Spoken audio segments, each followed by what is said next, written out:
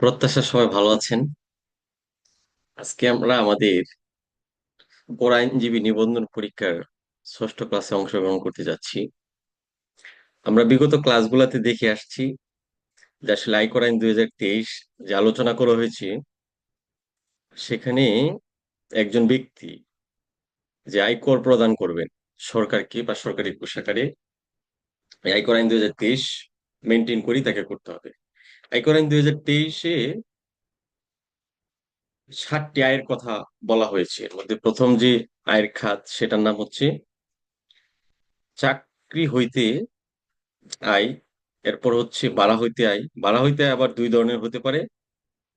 একটা হচ্ছে গৃহ সম্পত্তি বাড়া হইতে আয়, একটা হচ্ছে গৃহ সম্পত্তি ব্যতীত অন্যান্য বাড়া হইতে আয়। 3 নাম্বার যেটা সেটা হচ্ছে কৃষি হইতে আয়। 4 নাম্বারটা হচ্ছে ব্যবসা হইতে আয়। আমরা ব্যবসা হইতে আয় কিভাবে নির্ধারণ করতে হয়, নির্ণয় করতে হয় এবং তার উপর কিভাবে করযোগ্য আয় নির্ধারণ করতে হয় তা নিয়ে আলোচনা করছি। সেই ক্লাসের ধারাবাহিকতায় আজকে ষষ্ঠ ক্লাসে আমরা দেখব ব্যবসা হতে আয় খাতে আয় নির্ণয় করার জন্য যে ফাইনাল অ্যাকাউন্টস বা চূড়ান্ত হিসাব প্রস্তুত করতে হয়, সেটা কিভাবে প্রস্তুত করতে হয়। আমরা অবশ্য গত ক্লাসে দেখেছি যে আপনি যখন একটা বিজনেস অ্যাকাউন্টস তৈরি করবেন, যেটা হিসাব বিজ্ঞানের ভাষায় চূড়ান্ত হিসাব বলা হয়, তো চূড়ান্ত হিসাব প্রস্তুত করার জন্য আপনাকে কিছু রুলস রেগুলেশনস মেনটেন করতে হবে। আইএফআরএস অথবা আরেকটা প্রতিষ্ঠান আছে আইএএস।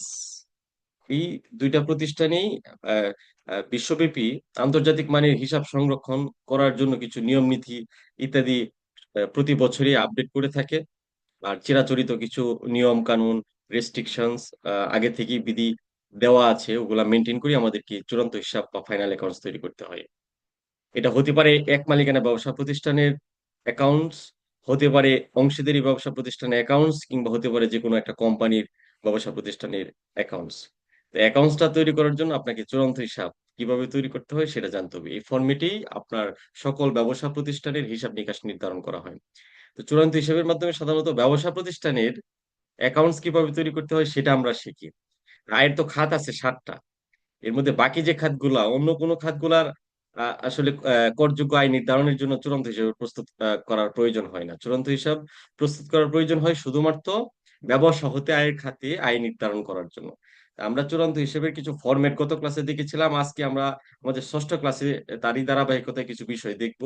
আমি এখন চলে যাচ্ছি স্ক্রিন শেয়ারে। স্ক্রিন শেয়ারে আজকে আমাদের লেকচার শিট 6 দেওয়া আছে। 6টা নিয়ে আলোচনা করব।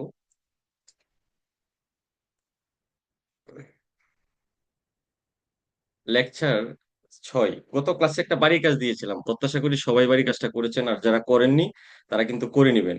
না করলে পরে আসলে ওই আমাদের ধারাবাহিকতাটা কিন্তু ঠিক থাকবে না। আমরা অল্প অল্প করে আসলে এগিয়ে যাচ্ছি সামনের দিকে।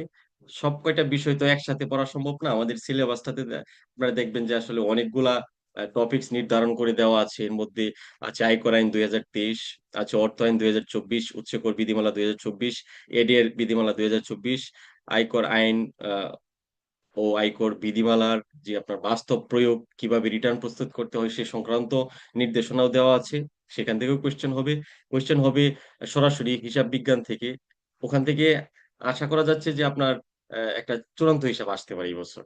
তো এই জন্য চূড়ান্ত হিসাবটার প্রতি আমি আসলে খুব বেশি গুরুত্ব দিচ্ছি, কারণ এখান থেকে আপনি সরাসরি যেরকম চূড়ান্ত হিসাবের কোয়েশ্চেন পেতে পারেন, আবার বিজনেস অ্যাকাউন্টস এর জন্য এই চূড়ান্ত হিসাবটা লাগবে। কারণ যদি ব্যবসা খাতে আয় কর নির্ধারণ, কর দায়, রিটার্নের সাথে পদেয় করের পরিমাণ ইত্যাদি বের করার কথা বলে, তাহলে কিন্তু আপনাকে এই চূড়ান্ত হিসাবটা প্রস্তুত করেই কাজগুলো করতে হবে বা মেনটেন করতে হবে। তাহলে আমরা আজকে আমাদের ক্লাস লেকচারে চলে যাচ্ছে, লেকচার 6। গত ক্লাসের বাড়ির কাজটা এখানে আমি আবার নিয়ে আসছি, এটার একটা সমাধান এখানে দেওয়ার চেষ্টা করছি। আপনারা খেয়াল করবেন আসলে এখানে তো আসলে আপনারা অনেকে আছেন কমার্স ব্যাকগ্রাউন্ডের, আবার অনেকে আছেন কমার্স ব্যাকগ্রাউন্ডের না, এলএলবি ব্যাকগ্রাউন্ডের। তো যারা কমার্স ব্যাকগ্রাউন্ডের তারা কিন্তু আসলে অলরেডি চূড়ান্ত হিসাব একাডেমিক পড়াশোনাতে আসলে ওনারা করে আসছেন।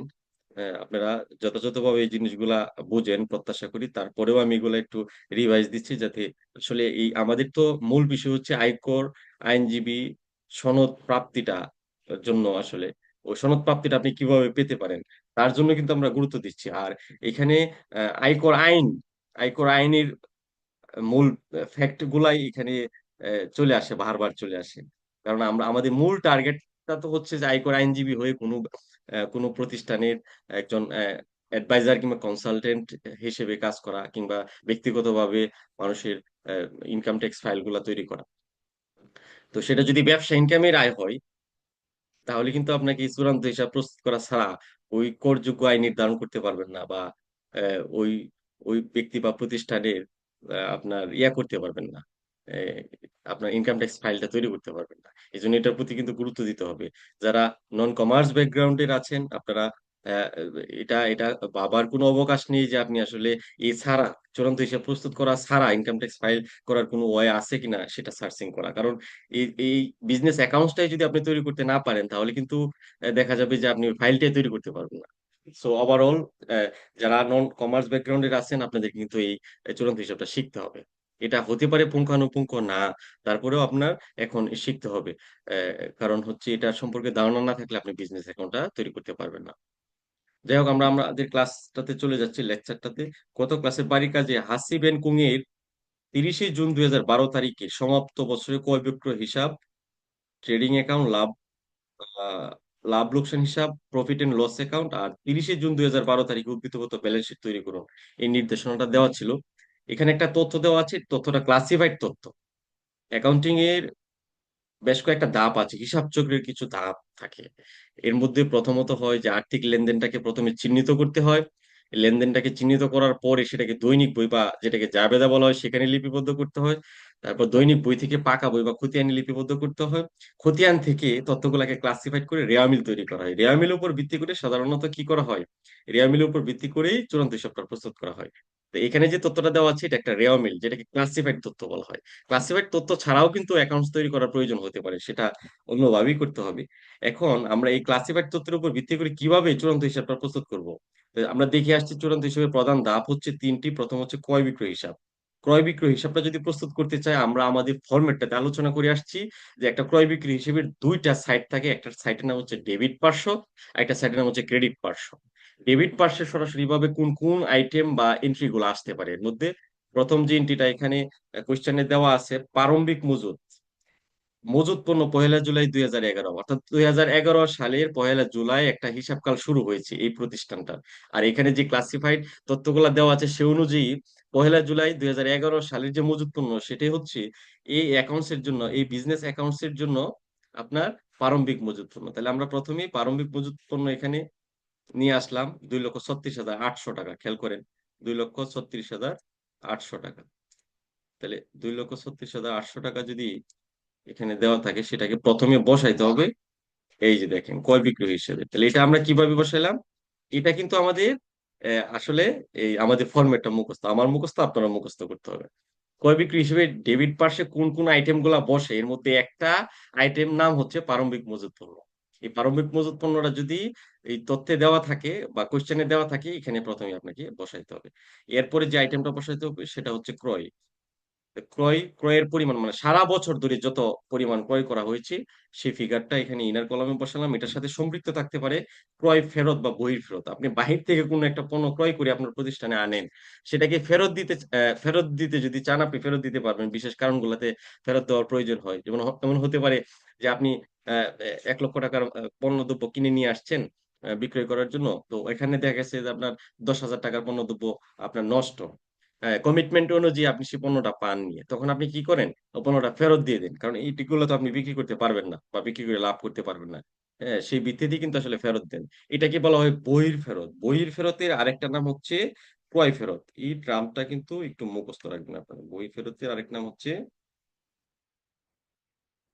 ক্রয় ফেরত। এটা এটা একটু মুখস্থ করে ফেলবেন। যে নামই থাকুক না কেন, এই ক্রয় থেকে মাইনাস করতে হবে। হ্যাঁ, এটা খেয়াল করবেন। এটার সাথে আরো সম্পৃক্ত আইটেম থাকতে পারে অনেক সময়। এত জটিল কোনো ফ্যাক্ট আসবে না আমাদের পরীক্ষাটাতে। আমাদের পরীক্ষাতে বড় জোর আমি প্রত্যাশা করি যে ক্রয় থাকবে, ক্রয়ের সাথে ক্রয় ফেরতটা থাকতে পারে। অনেক সময় এরকম হয় যে কিছু পণ্যদ্রব্য ক্রয় করা হয়েছে, হ্যাঁ, কিন্তু লেখা হয়নি, বছর শেষে এসে মনে হয় যে না আমি তো আরো কিছু পণ্য ক্রয় করছি, যেটাকে অলিখিত ক্রয় বলে, সেটা আবার ক্রয়ের সাথে যোগ হয়ে যায়। হাউএভার জটিল জটিল আইটেম গুলা থাকবে বলে আমার মনে হয় না। আর ওইগুলা আমরা আস্তে আস্তে, যেহেতু আমাদের কেবল ষষ্ঠ ক্লাস চলতেছে, আমরা তো আরো কিছু প্র্যাকটিস করব। একদম 20তম ক্লাস পর্যন্ত যদি আপনারা আমাদের সাথে থাকেন, সব কয়টা বিষয়ই আমি প্রত্যাশা করি যে চলে আসবে। হ্যাঁ, এগুলা আস্তে আস্তে আমরা শিখে ফেলবো। যাই হোক, এখানে যে বিষয়টা দেওয়া আছে, ক্রয় থেকে বাদ যাবে ক্রয় ফেরত। তো ক্রয় ফেরত দেওয়া আছে 32,200 টাকা। এই 11,87,400 থেকে 32,200 টাকা বাদ দিলে থাকে 11,55,200 টাকা। এটা আপনি টাকার কলামে লিখে ফেলবেন। ওকে, ফাইন। দুইটা আইটেম চলে গেল, এই দুইটা আইটেমই মোস্ট ইম্পর্টেন্ট। এরপরে খেয়াল করবেন, পণ্যটা আপনার দোকানে আনার আগ পর্যন্ত যত খরচ হয়েছে, এগুলোকে প্রত্যক্ষ খরচ বলা হয়। প্রত্যক্ষ খরচগুলো সাধারণত ক্রয় বিক্রয় হিসেবে ডেবিট পার্শ্বে আসে। তাহলে এখানে একটা খরচ দেওয়া আছে, ক্রয় পরিবহন। এই যে ক্রয় পরিবহন দেওয়া আছে, ক্রয় পরিবহনটা আমরা এখানে দিয়ে দিলাম। এই যে ক্রয় পরিবহন, হ্যাঁ, ক্রয় পরিবহনটা কি করলাম এখানে, এই পাশে দিয়ে দিলাম 31,000 টাকা। ওকে, ফাইন। এরপরে আসেন, ক্রেডিট পাশে কি বসে? ক্রেডিট পাশে সাধারণত যে এন্ট্রিটা বসবে সেটা হচ্ছে বিক্রয়।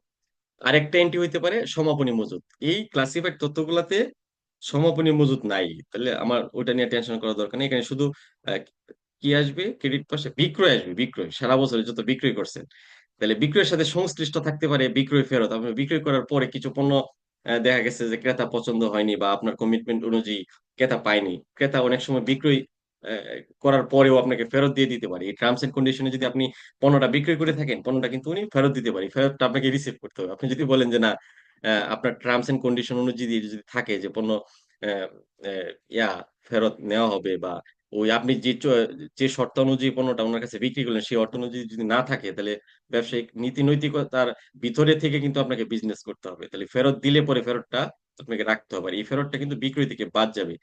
এই বিক্রয় ফেরত বা আন্ত ফেরত, এটা আরেকটা নাম হচ্ছে আন্ত ফেরত। তাহলে বিক্রয় ফেরত বা আন্ত ফেরত, তাহলে বিক্রয় ফেরতটা এখানে লিখে দিই পাশাপাশি, আপনার জন্য মনে রাখা সহজ হবে।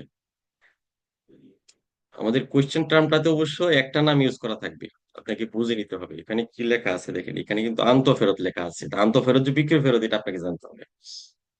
এই যে দেখেন, আন্ত ফেরত, খেয়াল করছেন আমি অবশ্য অবলিক দিয়ে বিক্রয় ফেরত লিখে দিয়েছিলাম। হাউএভার, আন্ত ফেরত জিনিসটা কিন্তু বুঝতে হবে। আন্ত মানে ভিতরে, ভিতরে ফেরত আসলে পরে সেটা কিভাবে আসে? বিক্রয় করার পরে, বিক্রয় করলে তো আপনার দোকান থেকে বা আপনার ভিতর থেকে বের হয়ে যাচ্ছে, তো সেটা যদি আবার ফেরত আসে তখন সেটা কি বলা হয়? আন্ত ফেরত। তাহলে আন্ত ফেরতটা বাদ দিতে হবে।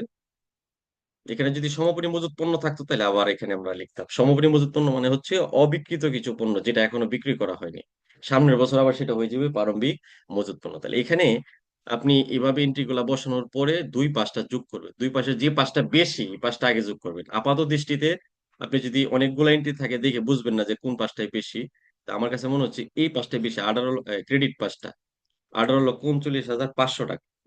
আপনি পরীক্ষাতে ক্যালকুলেটর নিয়ে যেতে পারবেন, ক্যালকুলেটর দিয়ে প্রথমে একটু চাপ দিয়ে দেখবেন যে কোন পাঁচটায় বেশি। তাহলে 18,39,500 টাকা, এটা দুই পাশে বসাই দিলাম। এই যে বসাই দিলাম এই পাশে। ওকে, ফাইন। এই পাশটাও বসাই দিলাম, 18,39,500 টাকা বসাই দেওয়ার পরে ডেবিট পাশে যত খরচ আছে, খরচ গুলো একসাথে যোগ করলাম। 2,36,800, 11,55,200 আর 31,000।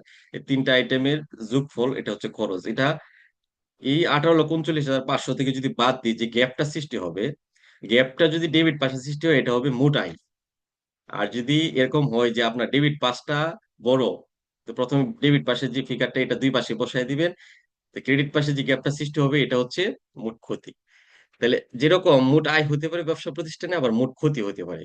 এই অঙ্কটাতে এখানে মোট আয় হয়েছে, তাহলে 4,16,500 টাকা, এটা হচ্ছে মোট আয়। এখানে লিখে দিতে হবে এটা কোথায় নেওয়া হচ্ছে। এটা লাভ ক্ষতি হিসেবে নেওয়া হয়েছে। লাভ ক্ষতি যে হিসাবটা আমরা প্রস্তুত করব, প্রিপেয়ার করব, ওখানে এই লাভ ক্ষতি হিসেবে এই ফিগারটা চলে যাবে। তো এটা কোথায় চলে যাবে? যদি মোট আয় হয়, লাভ ক্ষতি হিসেবে ক্রেডিট পাশে চলে যাবে। এই যে দেখেন, ক্রেডিট পাশে চলে আসছে 4,16,500 টাকা। তাই লাভ ক্ষতি হিসেবে ক্রেডিট পাশে কোন আইটেম গুলা বসে, আমরা ফরম্যাটটাতে গত ক্লাসে দেখে আসছি। আমি একটু রিপিট করতেছি কয়েকটা এন্ট্রি। সরি, যদি কোনো আয় হয় সেটা বিক্রয়ের মাধ্যমে হয়, এটা চলে যাবে ক্রয় বিক্রয় হিসেবে, যেমন বিক্রয়। এছাড়া পরোক্ষভাবে যদি কোনো আয় থাকে, তো সেই আয়টা এই ক্রেডিট পাশে আসবে। মোট আয় তো আপনি আনবেনই, এর নিচে এরকম হতে পারে কমিশন প্রাপ্তি, কমিশন পাইলেন, কমিশন প্রাপ্তিটা একটা পরোক্ষ আয়, এটা এখানে বসাতে পারেন। ভাড়া প্রাপ্তি, আপনার দোকান, আপনার যে দোকান, দোকানের সামনে একটা স্পেস আছে, খালি জায়গা আছে, যেখানে একজন হকার বসে সে প্রতিদিন আপনাকে 100 টাকা করে দেয়, তাহলে এই যে অতিরিক্ত একটা ভাড়া প্রাপ্তি আপনি পাইতে পারেন, এটাও কিন্তু এই এখানে ক্রেডিট পাশে দিতে হবে। যদি আইটেম গুলা থাকে, এত বেশি আইটেম থাকবে না। আমি প্রত্যাশা করতেছি যে এখানে আপনাদের যে চূড়ান্ত হিসাবটা যদি পরীক্ষাতে আসে, বা আপনি যে বিজনেসের আয় কর নির্ধারণ করতে যাচ্ছেন, যে ফাইলটা তৈরি করতে যাবেন, ওই জটিল এত বিষয়গুলা থাকবে না। হ্যাঁ, থাকলে পরে ওগুলো তো আমাদের ফর্মেটটা মুখস্থ থাকবে, আমরা ওইভাবেই সলিউশন করার চেষ্টা করব। তাহলে ক্রেডিট পাসটা এখানে বসায় দিলাম 4,16,500 টাকা মোটাই। ডেবিট পাসটায় কি বসবে? ব্যবসা প্রতিষ্ঠানের তো খরচ হয়, পরোক্ষ খরচ হয়, প্রত্যক্ষ খরচ হয়। প্রত্যক্ষ খরচ গুলা ক্রয় বিক্রয় হিসেবে যাবে, আর পরোক্ষ খরচ গুলা চলে আসবে লাভ ক্ষতি হিসাবে। লাভ ক্ষতি হিসেবে ডেবিট পাশে বসবে। ডেবিট মানে হচ্ছে খরচের জায়গা, আর ক্রেডিট মানে হচ্ছে জমার জায়গা। তাহলে ব্যবসা প্রতিষ্ঠান থেকে আপনার টাকা বের হয়ে যাচ্ছে, এই যে এই সমস্ত খরচ বা আইটেমের কারণে বেতন ও মজুরি দিচ্ছেন, এটা একটা পরোক্ষ খরচ। বিক্রয় পরিবহন, বিক্রয় পরিবহনটা কিন্তু পরোক্ষ খরচ, এটা মুখস্থ করে ফেলবে। ক্রয় পরিবহন প্রত্যক্ষ খরচ, এটা ক্রয় বিক্রয় হিসেবে যাবে। আর হচ্ছে বিক্রয় পরিবহন, এটা হচ্ছে পরোক্ষ খরচ, এটা কিন্তু ম্যান্ডেটরি নাই, খরচটা আপনি না করলেও পারতেন।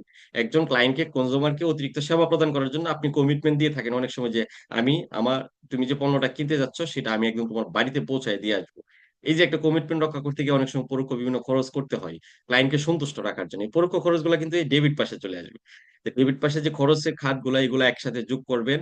আর ক্রেডিট পাশের যে ইয়াগুলা থাকবে, প্রাপ্তিগুলা থাকবে, সেটা যোগ করবে। যে ফিগারটা বড় সেটা প্রথমে নিচে দুইটা দিকেই বসায় দিবেন। তাহলে এখানে যোগ করে দেখা গেছে যে ডেবিট পাশে বেতন ও মজুরি, বিক্রয় পরিবহন, মোটর গাড়ি জ্বালানি, রক্ষণাবেক্ষণ, বীমা প্রিমিয়াম, বীমা প্রিমিয়াম মানে ব্যবসা প্রতিষ্ঠানে বীমা, ব্যবসা প্রতিষ্ঠানে বীমা চলে। এটা আবার ব্যক্তিগত যে লাইফ ইন্স্যুরেন্স সেটা না, ব্যবসা প্রতিষ্ঠানে অনেক সময় ঝুঁকি বীমা করা হয় ব্যবসা প্রতিষ্ঠানের ঝুঁকি এড়ানোর জন্য।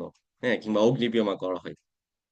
তো এই যে বীমা প্রিমিয়াম, দপ্তর খরচ, অফিসের বিভিন্ন খরচপাতি হতে পারে, বিদ্যুৎ খরচ, অফিসের বিদ্যুৎ খরচ, সাধারণ এছাড়াও আর কিছু খরচ থাকতে পারে, যেটা সাধারণ খরচ অভিহিতি দিয়ে আপনি লিখতে পারেন। ভাড়া, ভাড়া হতে পারে, দোকান ভাড়া।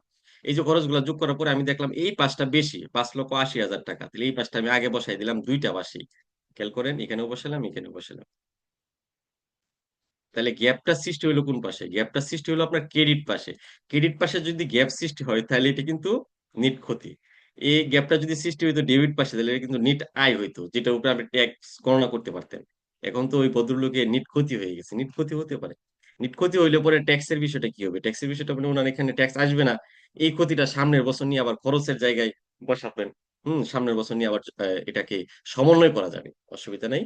হ্যাঁ, ক্ষতি হলে কোনো হতাশ হওয়ার কারণ নাই। ব্যবসা প্রতিষ্ঠান লাভ ক্ষতি দুইটাই থাকে।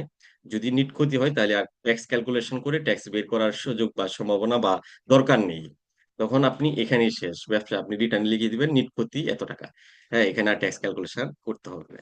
এই নিট ক্ষতিটা বা নিট লাভটা বের করার জন্য আমরা আসলে চূড়ান্ত হিসাবটা প্রস্তুত করে দিই। কারণ নিট ক্ষতি বা নিট লাভের উপরেই আমাদের ট্যাক্স পরিগণনা করতে হয়, বা ট্যাক্স পরিগণনা করতে হবে কিনা সেটা কিন্তু এখানে ডিপেন্ড করে। তাহলে এই ভদ্রলোকের নিট ক্ষতি হয়েছে, ট্যাক্স পরিগণনা করতে হবে না, কিন্তু এর চালচিত্রটা কিন্তু আপনার রিটার্নে তফসিল ভরে মানে একটা জিনিসটা দিয়ে দিতে হবে। কিন্তু আমাদের আয়কর আইন 2023 পাস হওয়ার পরে একটা নতুন রিটার্ন ফর্ম প্রেসক্রাইব করা হয়েছে এনবিআর থেকে। আইটি, এটাকে বলা হয় আইটি 11/2023। ওই রিটার্নটাতে 12টা পেজ আছে, মোট 12টা একনলেজমেন্ট সহ। যে একনলেজমেন্টটা রিটার্ন জমা দেওয়ার পরে আপনাকে আবার ওখানে রিসিভ করে দিয়ে দেওয়া হয়, এটাকে একনলেজমেন্ট বা প্রাপ্তি স্বীকারপত্র বা PSR, proof of submission of return বলা হয়। তো 12টা পেজ আছে, এর মধ্যে একটা পেজ আছে যে পেজটাতে লেখা আছে তফসিল 4, আর ওখানে লেখা আছে যে আপনার ব্যবসা প্রতিষ্ঠানের যে আপনার হিসাবের সারসংক্ষেপ, যে এই আপনি যে ফাইনাল অ্যাকাউন্টসটা তৈরি করতেছেন, চূড়ান্ত হিসেবটা তৈরি করতেছেন, এটার প্রভাব কিন্তু ওই তফসিল 4টাতে দেখায় দিতে হবে। হ্যাঁ, এটা কিন্তু আপনার এই জন্য এই চূড়ান্ত হিসাবটা প্রস্তুত করতে হবে, এটা একটা বিষয়। এছাড়া আরো কয়েকটা আইটেম আছে, যেমন IT10B-তে এটা ব্যবসা প্রতিষ্ঠানের সর্বশেষ আর্থিক অবস্থা কি বা এটার মূলধন কত, সেটাও কিন্তু ওই ফিগারটা এখানে লিখতে হবে। যে কারণে আমাদেরকে উদ্বৃত্ত পত্র প্রস্তুত করতে হবে। হাসিবেন কুম এর উদ্বৃত্ত পত্র 2012 সালের 30শে জুন তারিখে, এখানে মানে ওই 30শে জুন তারিখে সন্ধ্যা সময় বসে হিসাবটা প্রস্তুত করা হচ্ছে, তাহলে ওই এক্সাক্ট তারিখটাই দিতে হবে। এখানে কি কি দিতে হবে? একটা উদ্বৃত্ত, যে কোনো উদ্বৃত্ত পত্রের দুইটা পার্শ্ব থাকতে পারে, একটা বাম পার্শ্ব, একটা ডান পার্শ্ব। এখানে অবশ্য ডেবিট ক্রেডিট থাকবে না। এর মধ্যে বাম যে পার্শ্বটা, এখানে মূলধন ও দায়িত্বসমূহ থাকবে। মূলধন মানে হচ্ছে এই ব্যবসা প্রতিষ্ঠানটাই একজন মালিক কত টাকা মূলধন দিয়েছে, মানে কত টাকা দিয়েছে, ব্যবসা প্রতিষ্ঠানটা যে গড়ে তুলছে, প্রতিষ্ঠা করে তুলছে, উনি এখানে কত টাকা দিচ্ছে, এটাকে মূলধন বলা হয়। দায় মানে হচ্ছে ব্যবসা প্রতিষ্ঠানে ওই মালিক ছাড়াও যদি অন্য কেউ পেয়ে থাকে, ওইগুলাকে বলা হয় দায়। তো মূলধন ও দায় এগুলা বাম পাশে আসবে, আর ডান পাশে আসবে ব্যবসা প্রতিষ্ঠানের মানে একটা গ্ল্যান্স কি কি সম্পদ বা পরিসম্পদ রয়েছে এগুলার একটা মানে তথ্য বা তালিকা। তালিকাগুলো অবশ্য আমরা ফরম্যাট, গত ক্লাসে যে ফরম্যাট দেখেছি, চূড়ান্ত হিসেবের যে তিনটা আহ, ইয়ে আছে, ধাপ আছে, ক্রয় বিক্রয় হিসাব, লাভ ক্ষতি হিসাব, উদ্বৃত্ত পদ, তিনটা ধাপে কি কি আইটেম বসতে পারে, এটা কিন্তু আমরা একটা ফরম্যাট আমাদের মুখস্থ আছে। যারা যারা এখনো মুখস্থ করেননি, আপনারা মুখস্থ করে ফেলেন ওই লেকচার 5টা থেকে। ওই আইটেম গুলার ভিতরে আসবে, এর বাইরে আসার সুযোগ মানে খুব কম। হম কারণ এখানে তো একদম আপনাকে অ্যাকাউন্টিং এ এক্সপার্ট এটা বিবেচনা করে কিন্তু আইটিপি পরীক্ষাটা নেওয়া হবে না, কোয়েশ্চেনটা সেট করা হবে। এখানে নন কমার্স ব্যাকগ্রাউন্ডের স্টুডেন্টও আছে, আর এই চূড়ান্ত হিসাবটা দেখা গেছে একদম কঠিন করা হবে না, সহজই হবে। সহজে হবে, এই যে আইটেম গুলো আমি দিচ্ছি ওগুলোর ভিতর থেকে আপনার সব আইটেম পাবে। তাহলে এই উদ্বৃত্ত পত্রটা আবার দুই পার্শ্বটা মিলবে, মূলধন ও দায় পার্শ্ব যত টাকা হবে, আবার সম্পদ ও পরিসম্পদ এই সেম ফিগারই আসবে। যদি না আসে তাহলে সহজে বোঝা যাবে যেটা কি হয় নাই। অবশ্যই মিলতে হবে, লাভ হোক ক্ষতি হোক ব্যবসা প্রতিষ্ঠান অবশ্যই মিলতে হবে। এখানে খেয়াল করেন, যদি ক্রয় বিক্রয় হিসাবের মাধ্যমে তো আপনি মোট লাভ নির্ণয় করবেন বা মোট ক্ষতি নির্ণয় করবেন, আর লাভ ক্ষতি হিসাবের মাধ্যমে নিট আয় অথবা নিট ক্ষতি নির্ণয় করবেন। তো নিট আয় বা নিট ক্ষতি যেটাই হোক, নিট আয় বা নিট ক্ষতিটা আসবে মূলধনের সাথে। যদি নিট আয় হয় তাহলে মূলধনের সাথে যোগ হবে, মানে ব্যক্তির মূলধনটা আরো বৃদ্ধি পেয়ে যাবে। আর এখানে যেহেতু নিট ক্ষতি হয়েছে, তাহলে মূলধন থেকে আবার বাদ দিতে হবে। এই যে বাদ নিট ক্ষতি কত টাকা, 1,63,900 টাকা। ওকে ফাইন, বাদ দিয়ে দিলাম। যে ফিগারটা আসে সেখান থেকে একজন ব্যবসা প্রতিষ্ঠানের মালিক, সেই ব্যবসা প্রতিষ্ঠান যে লাভ হয় ওখান থেকেই তার পরিবারের বাজার খরচ করে বা পরিবারের অন্যান্য খরচ করে থাকে, বা বাসা ভাড়া দিয়ে থাকে ইত্যাদি, এই ব্যবসা প্রতিষ্ঠান থেকেই অনেকে হয়তো বা ডিপেন্ড থাকতে পারে, যে এছাড়া আর তার কোনো ইনকামের সোর্স নাই, জায়গা নাই, তখন সে উত্তোলন করতে পারে। তো এই উত্তোলনের যে ফিগারটা থাকবে এটা এখান থেকে বাদ দিতে হবে। প্রথমে আপনি মূলধন থেকে নিট ক্ষতি এখানে যেটা আসছে এটা বাদ দিলেন, এরপর যে ফিগারটা থাকবে এখান থেকে উত্তোলন কত পরিমাণ টাকা সে বিভিন্ন প্রয়োজনে, পরিবারের প্রয়োজনে এখান থেকে নিয়েছে ব্যবসা প্রতিষ্ঠান থেকে, এই উত্তোলনটা এখান থেকে বাদ দিতে হবে। আপনি ব্যবসা প্রতিষ্ঠান থেকে ছেলের স্কুলের বেতন দিয়েছেন, এটার নাম হবে অ্যাকাউন্টিং এর ভাষায় উত্তোলন।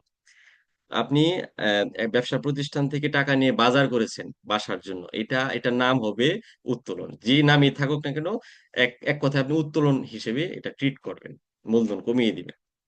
এছাড়াও মূলধন ছাড়াও ব্যবসা প্রতিষ্ঠানের বিভিন্ন বাহিরের দায় থাকতে পারে, যেমন এখানে লেখা আছে পাওনাদার 1,73,100 টাকা। তো এটা এখানে আসবে, কারণ যেহেতু এইটার হেডিংটার নামই হচ্ছে মূলধন ও দায় সমূহ। যত প্রকার দায় আছে, বহির্দায়, আন্তর্দায় মানে মূলধন, এই মূলধনটা দিতে হবে, আর বহির্দায় মানে এই মূলধন ছাড়াও আর যদি কোনো দায় থাকে সেটা আমাদের এই মূলধন ও দায় সমূহের পার্শ্বে বসাইতে হবে। তো এখানে যে ফিগারটা আসবে এটা যোগ হবে, আর সম্পদ ও পরিসম্পদ এটার এগেনিস্টে, মূলধন ও দায়ের এগেনিস্টে কিন্তু তার সম্পদ থাকবে, সমপরিমাণ সম্পদ থাকবে। এই টাকাটা, মূলধনের টাকাটা ব্যাংকে থাকতে পারে, বা একজন ব্যক্তির কাছে পাওনা থাকতে পারে মানে দেনাদার, বা আসবাবপত্র কেনার মধ্যে আপনি ইনভেস্ট করে রাখতে পারেন আপনার প্রতিষ্ঠানে। আপনি ব্যবসা যে পণ্যেরই ব্যবসা করেন না কেন, আমাদের কিন্তু প্রতিষ্ঠানের কিছু আসবাবপত্র, চেয়ার টেবিল ইত্যাদি থাকতে পারে, এগুলো কিন্তু আসবাবপত্র নামে ট্রিট হয়। গাড়ি থাকতে পারে প্রতিষ্ঠান নামে, গাড়ির মধ্যে কিছু টাকা থাকতে পারে মূলধনের। আবার দালান কোঠা মানে ওইটা আপনার ব্যবসা প্রতিষ্ঠানের নিজের একটা ইয়া হতে পারে, বিল্ডিং হইতে পারে। ওই ক্ষেত্রে দালানের মধ্যেও তো আপনার ক্যাপিটালটা আছে। তো এই দালান কোঠা, এখানে এই যত প্রকার সম্পত্তি থাকবে সাধারণত এগুলো স্থায়ী সম্পত্তি, এগুলো এখানে বসাইতে হবে। তো এই হলো বিষয়, দুইটা পাশে মিলে যাবে, তাহলে আমরা বুঝে নিব যে আমাদের চূড়ান্ত হিসাবটা হয়েছে। তাহলে এখানে 11,52,800 টাকা দুই পাশে মিলছে। অ্যাকাউন্টিং এ তো কয়েক হাজার এন্ট্রি হইতে পারে, সব এন্ট্রি যে একটা চূড়ান্ত হিসেবে থাকবে তা কিন্তু না। যেগুলো মোস্ট ইম্পর্টেন্ট এগুলাই বারবার ঘুরে ফিরে আসে। আমি গত ক্লাসে যে আইটেম গুলো দিয়ে দিছি চূড়ান্ত হিসাব প্রস্তুত করার জন্য, এই আইটেম গুলোর ভিতরেই কিন্তু ঘুরিয়ে ফিরে আসবে। আপনারা এক কাজ করবেন, ওই আইটেম গুলা কিন্তু মুখস্থ করে ফেলবেন। এটা মুখস্থ করার বিভিন্ন টেকনিক হইতে পারে, যেহেতু পরীক্ষা আমাদের, আইটিপি পরীক্ষার শিডিউল এখনো হয় নাই যে কবে নাগাদ পরীক্ষা হতে পারে। আমরা ধরে নিচ্ছি যে আমরা হয়তো বা আরো 2 মাস সময় পাইতে পারি। হ্যাঁ, প্রত্যাশা রাখি। তাহলে আপনারা একটু একটু করে শিখেন।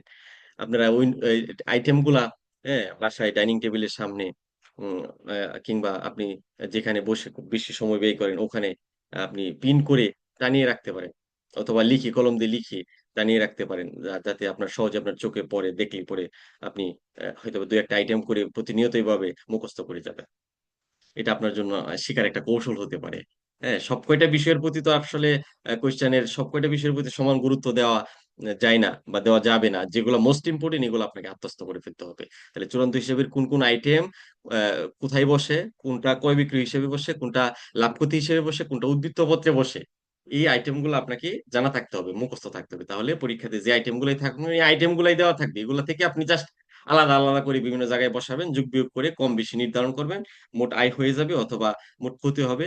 মোট আয়টাকে নিতে হবে কোথায়? লাভ ক্ষতি হিসেবে।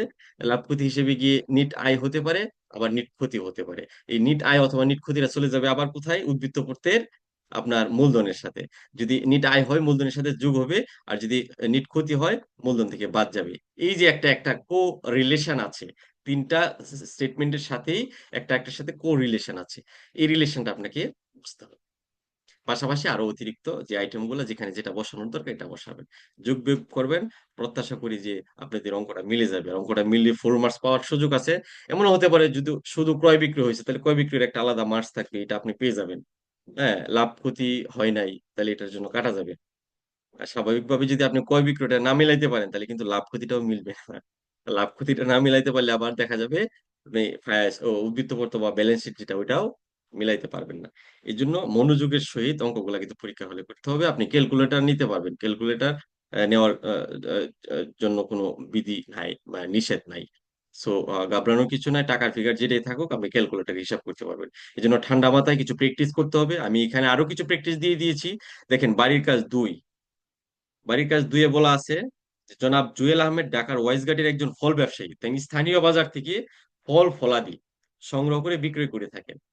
২০২৩-২৪ আয়বর্ষে নিম্নোক্ত তথ্যের ভিত্তিতে জনাব জুয়েল আহমেদের ৩০ জুন ২০২৪ তারিখে সমাপ্ত বছরের ক্রয় বিক্রয় হিসাব, এই খেয়াল করেন, সমাপ্ত বছরের ক্রয় বিক্রয় হিসাব, লাভ লোকসান হিসাব যেটাকে বলা হয় প্রফিট এন্ড লস অ্যাকাউন্ট এবং ৩০ জুন ২০২৪ তারিখে উদ্ধৃত্তপত্র বা ব্যালেন্স শিট তৈরি করুন এবং মোট আয়, নিট আয়, কর দায় ও সমাপনী মূলধনের পরিমাণ নির্ণয় করুন। আমি প্রত্যাশা রাখি আগামী ক্লাসে আপনারা এটা মানে এটা করছেন যে আমি আমি আপনাদেরকে জিজ্ঞেস করব, আপনারা সবাই হা বলবেন। এখানে যদি কোনো প্রবলেম ফেস হয় আপনারা গ্রুপে লেখালেখি করবেন। এখানে অনেকেই আছে যারা অ্যাকাউন্টিং এ খুব ভালো। তারা হয়তোবা আপনাকে ওই ভুলগুলা ধরিয়ে দিতে পারবে। আর আমি তো আছি। আমি ইনশাআল্লাহ ইয়া করব। আমি দেখব। প্রত্যেকটা উত্তরই আমি দেখব। আপনারা আনসার করে গ্রুপে দিয়ে দিবেন। দেখেন, এখানে যেভাবে অঙ্কটা আছে এভাবে কিন্তু করবেন। এখানে কোন আইটেমটা বাদ গেল, কোনটা দেওয়ার দরকার ছিল, কোনটা থাকার দরকার ছিল বা এই আইটেমটা ছাড়া তো এটা মেলানো যাবে না। এরকম চিন্তা করার কোন দরকার নাই। এখানে যে আইটেমগুলো আছে এগুলাকে আপনারা সর্টিং করবেন। ক্রয় আছে, বুঝতেই পারতেছেন ক্রয়টা কোথায় চলে যাবে? ক্রয় বিক্রয় হিসেবে। ক্রয় পরিবহন, ক্রয় বিক্রয় হিসেবে ডেবিট পাশে। বিক্রয়, ক্রয় বিক্রয় হিসেবে ক্রেডিট পাশে। আন্তঃপরিবহন মানে কি? বিক্রয় ফেরত, খেয়াল করেন। আন্তঃপরিবহন ভিতরে ফেরত আসছে। তাইলে আপনার প্রতিষ্ঠানের ভিতরে ফেরত চলে আসছে। বিক্রি করছিলেন, এটা আপনার কমিটমেন্ট অনুযায়ী প্রোডাক্টটা কনজিউমার পায়নি, সে ফেরত দিয়ে দিচ্ছে। তার মানে এটা আন্তঃপরিবহন। এটা কোথায় যাবে? ক্রয় বিক্রি হিসেবে ক্রেডিট পাশে যাবে। সমাপনী মজুত ক্রয় বিক্রি হিসেবে ক্রেডিট পাশে যাবে। দোকানের কর্মচারীদের বেতন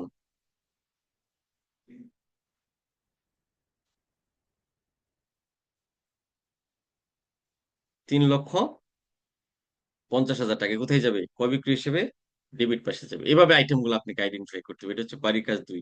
সবসময় যে তথ্যগুলা ক্লাসিফাইড থাকবে তা কিন্তু নয়। এখানে বাড়ির কাজ ২ এ আনক্লাসিফাইড একটা তথ্য দেওয়া আছে। এটার উপর ভিত্তি করে আপনাকে চূড়ান্ত হিসাবটা প্রস্তুত করতে হবে। আবার এখানে বাড়ির কাজ ১ এ আবার আমি একটা ক্লাসিফাইড তথ্য দিয়ে দিয়েছি। একটা রেওয়ামিল দিয়ে দিয়েছি। রেওয়ামিল মানে হচ্ছে অ্যাকাউন্টিং এর ক্লাসিফাইড তথ্য। ওই একজন অ্যাকাউন্টেন্ট আছে ওখানে উনি ১ম এ লেনদেনটাকে লিপিবদ্ধ করেন জাবেদা বহি বা দৈনিক বহি। এরপরে কি করেন? আপনার সেটাকে পাকা বইয়ে লিপিবদ্ধ করেন। হ্যাঁ, এরপরে সেটাকে ক্লাসিফাইড করেন বা রেওয়া মিল তৈরি করেন। রেওয়া মিলের উপর ভিত্তি করেই ওখানে ওই প্রতিষ্ঠানগুলোতে চূড়ান্ত হিসাব তৈরি করা হয়। আর কিছু, কিছু প্রতিষ্ঠান যেখানে অ্যাকাউন্টেন্ট নাই বা বা এক মালিকানা ব্যবসা প্রতিষ্ঠান, সোল প্রপ্রাইটারশিপ প্রতিষ্ঠান, ওই সমস্ত প্রতিষ্ঠানে তো নরমালি কোন রকম কিছু হিসাব বড়, বড় হিসাবগুলা লিখে রাখে আরকি। বা অনেক সময় লিখেও রাখে না। তথ্যগুলো আপনাকে সংগ্রহ করে নিতে হবে উনার কাছ থেকে। উনি মুখে বলবে যে, "আমি সারা বছর বিক্রি করছি এত টাকা।" অথবা একটা ব্যাংক স্টেটমেন্ট দিবে। ব্যাংক স্টেটমেন্ট ধরেও আপনি বুঝতে পারবেন যে আর উনার বিজনেসের পরিস্থিতি কোথায়? মানে কোথায় অবস্থান বা ওখানে কিরকম লোকের সমাগম আছে, কেমন বিক্রি-বাট্টা হয়। উনার সাথে একটু কথা বলেই কিন্তু বোঝা যায়। ওইভাবেও কিন্তু আপনি তথ্যগুলা গুছিয়ে আপনাকে ফাইনাল অ্যাকাউন্টস তৈরি করতেই হবে। মানে আপনি যেহেতু ইনকাম ট্যাক্স ফাইলটা করবেন, ওনার ওনার ফাইনাল অ্যাকাউন্টসটা আপনাকে তৈরি করতে হবে। ফাইনাল অ্যাকাউন্টস তৈরি করার জন্য যে তথ্যগুলো আপনার জানা প্রয়োজন, এগুলো যদি উনি লিখিতভাবে দিতে পারে, সুবিন্যস্ত ভাবে, দ্যাটস ওকে, ফাইন। আর যদি না দিতে পারে, আপনাকে কিন্তু ক্লাসিফাইড করে নিতে হবে। তাহলে এখানে কিন্তু আনক্লাসিফাইড কিছু তথ্য দেওয়া আছে, এগুলো থেকে আপনি জনাব জুয়েল আহমেদের একটা চূড়ান্ত হিসাব তৈরি করবেন। আর এখানে একটা ক্লাসিফাইড তথ্য দেওয়া আছে বাড়ির কাজ একে, মানে এখানে যে তথ্যগুলো দেওয়া আছে এটার উপর ভিত্তি করে আপনি চূড়ান্ত হিসাব প্রস্তুত করবেন। এরপরের বাড়ির কাজটা হচ্ছে 3 নাম্বার বাড়ির কাজ, যে এখানে কিছু তারিখ দেওয়া আছে, তারিখের আয় বর্ষ কয় বর্ষ কর বর্ষ নির্ধারণ করার কথা বলা হয়েছে। আপনি এটা কিন্তু আপনাকে বুঝতে হবে যে কোনটা আয় বর্ষ কোনটা কর বর্ষ। একটা কর বর্ষ যেটা চলতেছে এখন, কর বর্ষ চলতেছে 2024-25, মানে 2024-25 কর বর্ষ, তার মানে তার আয় বর্ষ হচ্ছে 2023-24। এখানে যে তারিখ দেওয়া আছে, তারিখটা অনুযায়ী যদি আপনি আয় বর্ষ আর কর বর্ষ নির্ধারণ করেন, যেমন 30শে জুন 2022, এটার আয় বর্ষটা কত? আয় বর্ষ এটা, যেহেতু আমরা জানি একটা হিসাবে পিরিয়ড শুরু হয় 1লা জুলাই কোনো একটা ইয়ার থেকে, পরের বছর 30শে জুন কোনো একটা ইয়ার। তাহলে এখানে 30শে জুন 2022 আছে, তার মানে এটা এটা কিন্তু একদম মানে কোন ইয়ারটার সাথে শেষ হয়েছে, মানে একটা ইয়ারের শেষের দিনটাকে বোঝানো হয়েছে। তাহলে এটা শুরু হয়েছে আগের বছর থেকে, মানে 21 থেকে। তাহলে 21-এর কোন তারিখ থেকে? 1লা জুলাই। 1লা জুলাই থেকে 30শে জুন পরের ইয়ার, খেয়াল করেন। তাহলে 1লা জুলাই কোন ইয়ার হবে? 2021। 2021 বাংলাতে লিখি, 2021 থেকে 30শে জুন পরের ইয়ার, পরের ইয়ারটা হবে পরের, 2022। তাহলে এখানে যদি আপনি সংক্ষেপে লেখেন 2021-22 আয় বর্ষ হবে। হুম। তাহলে এটা কর বর্ষটা পরের যে পিরিয়ডিক্যাল ইয়ার, ওইটাকে দিতে হবে। তো পরের বছরটা কি হবে? পরের অর্থ বছরটা, মানে আয় বর্ষ একটা অর্থবর্ষ, আবার কর বর্ষ একটা অর্থবর্ষ। তাহলে একটা অর্থবর্ষের পরবর্তী যে অর্থবর্ষটা, সেটা হচ্ছে তার জন্য কর বর্ষ। আপনি উল্টাটাও বলতে পারেন, একটা অর্থবর্ষে একটা কর বর্ষ কোন একটা অর্থ বছর, ওই অর্থ বছরের ঠিক পূর্ববর্তী অর্থ বছরটা হচ্ছে ওই কর বর্ষের আয় বর্ষ। তাহলে উনার এখানে আমরা আয় বর্ষটা পাইছি, তাহলে উনার জন্য কর বর্ষটা কবে? পরের, ঠিক পরের অর্থ বর্ষটা কত? 1লা জুলাই 2022 থেকে শুরু হয়েছে, হ্যাঁ। 30শে জুন শেষ হয়েছে একটা অর্থবর্ষ, পরে অর্থবর্ষটা শুরু হয়েছে 1লা জুলাই 2022 থেকে 30শে জুন 2023 পর্যন্ত। তাহলে এটাকে আপনি যে নাম দিবেন,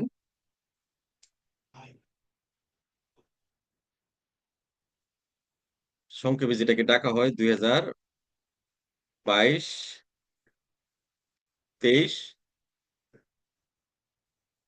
অর্থবর্ষ, বা 2021-22 আয় বর্ষের 2022-23 পর বর্ষ। এই পার্থক্যটা আপনি নিজে নিজে চিন্তা করেন, বারবার চিন্তা করবেন যে আসলে টাইমটা শুরু হয়েছে কোথায়, শেষ হয়েছে কোথায়, কোনটা কর বর্ষ কোনটা আয় বর্ষ। আয় বর্ষ একটা ব্যক্তির আয় বর্ষের যত প্রকার তার প্রাপ্তি আছে, খরচ আছে, সেটা কিন্তু পরে কর বর্ষে সে রিটার্নটা তৈরি করে ইনকাম ট্যাক্স অফিসে জমা দিয়ে থাকে। তো এই হলো বিষয়, এটা কিন্তু আপনাকে চিন্তা করি বা প্রত্যেকটা ইয়ার বের করবেন। আমি আশা রাখি আপনার জিনিসটা বুঝতে পেরেছে। পরে 4 নাম্বার বাড়ির কাজ হচ্ছে, আয়কর আইন 2023 অনুযায়ী কোন কোন বিষয়গুলো ব্যবসায় অন্তর্ভুক্ত হবে লিখুন। আয়কর আইন 2023-এর ধারা 2-এর 17 নাম্বার দফায় বলা আছে যে আসলে কোন কোন কাজগুলা ব্যবসা। হ্যাঁ, আপনি আপনি ব্যবসা বলতে পারবেন কোন কাজ থেকে ইনকাম করলে পরে সেটাকে ব্যবসা বলতে পারবেন। এটা আয়কর আইন 2023-এর ধারা 70-এ এটা স্পষ্টভাবে কিন্তু আপনার বলা আছে।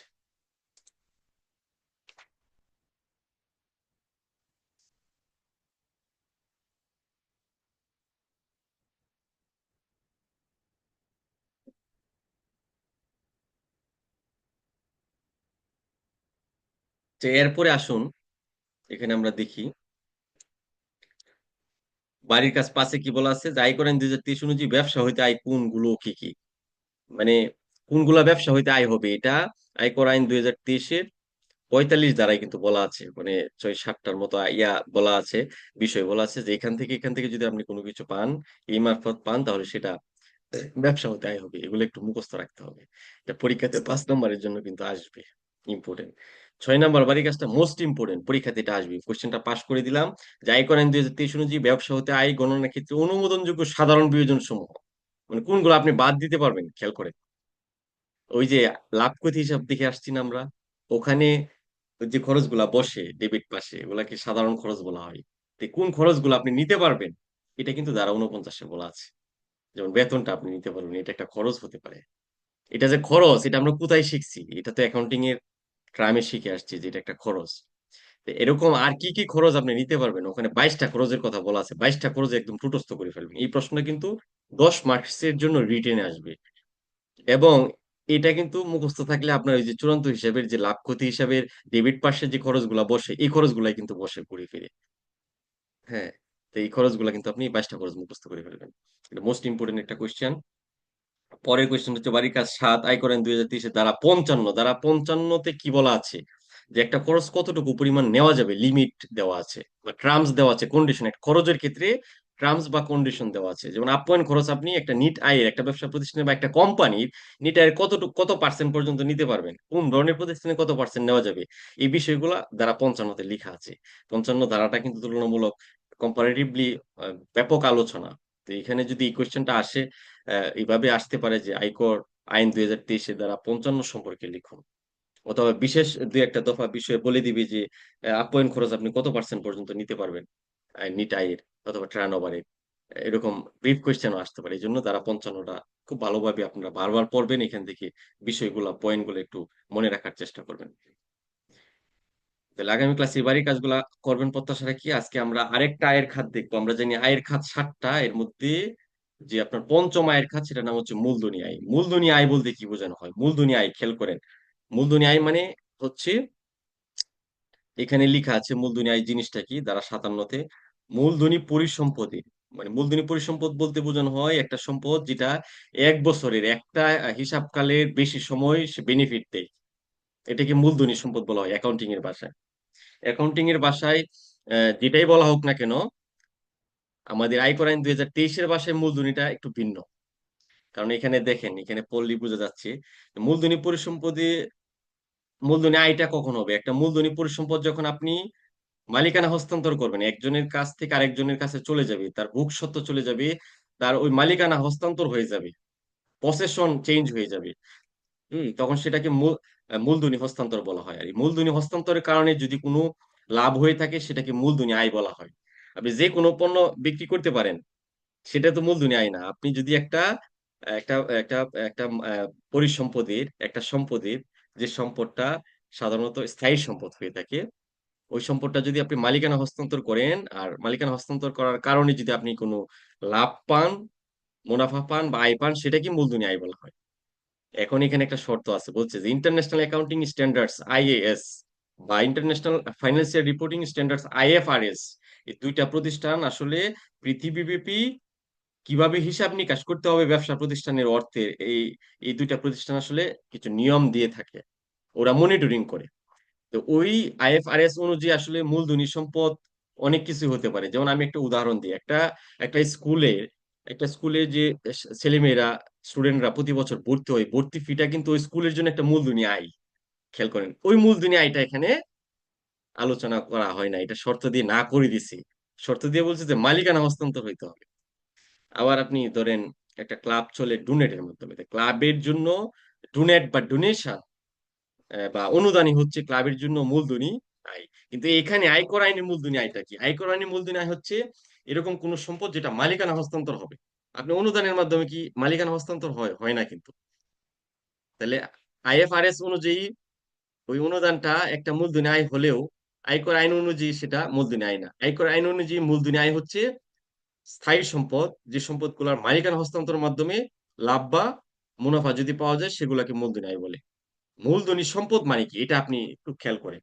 আমি আবারও ক্লিয়ার করে দিচ্ছি, মূলধনী সম্পদ হচ্ছে সাধারণত জমি। আপনি একটা সহজ উদাহরণ মনে রাখেন, জমি, ফ্ল্যাট বা শেয়ার, এগুলা আপনি যখন হস্তান্তর করবেন, তোর মালিকানাটা হস্তান্তর হয়ে যাবে। আজকে আপনি জমিতে চাষাবাদ করতেছেন, আপনি যদি মালিকানা হস্তান্তর করেন, বিক্রি করে দেন, তাহলে কিন্তু এই জমিতে আর আপনি চাষাবাদ করতে পারবেন না। যে কিনে নিবে সে চাষাবাদ করবে। শেয়ার আজকে আপনার আছে, আপনি বিক্রি করে হস্তান্তর করে দিলেন, মালিকানা হস্তান্তর করে দিলেন, তাহলে ওই শেয়ার কিন্তু আর আপনার থাকলো না। সেটা আরেকজনের হয়ে যাবে যে কিনে নিল। তাহলে খুব বেশি আপনার উদাহরণ মূলধনী আয়ের নাই।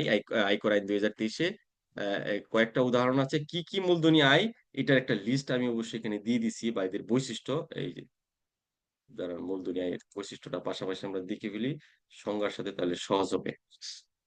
এই যে মূলধনী পরিসম্পদ কোনগুলা, এই দেখেন ধারা ৫৭ তে বলা আছে।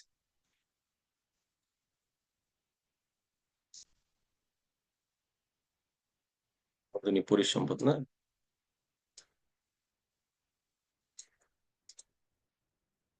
মূলধনী পরিসম্পদটা কি?